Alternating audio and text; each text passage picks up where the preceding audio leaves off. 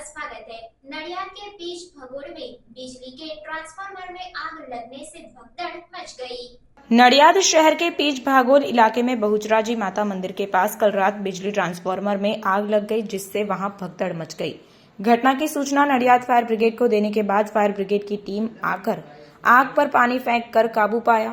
MGVCL की आपातकालीन team भी पहुंच गई। आग पर काबू पाने के बाद जले हुए नए तार डालकर बिजली आपूर्ति शुरू की गई। नडियाद पीच भागोळમાં બચોરમાના મંદિરની સામે ડીપીમાં આગ લાગેલ કોલ મળતા ત્યાંથી અમારે ફાયર ફાઇટરો તરત ગાડી લઈને નીકળ્યા। ગાડી લઈને આવતા અહીંયા જોતા થોડી આગ વધારે પ્રમાણમાં હતી, તો CO2 ફાયર એક્સ્ટિંગ્વિશરનો ઉપયોગ કરી આગને તાત્કાલિક બુઝાવેલ છે। હાલ આગ અંડર કંટ્રોલ છે।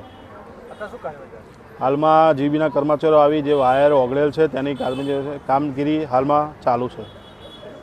આગ લાગવાનું કારણ કંઈ જાણવા મળ્યું છે? આગ લાગવાનું કારણ હાલ તો કંઈ ખબર નથી પડતી, પણ ઓવરહીટિંગના લીધે આગ લાગેલ છે।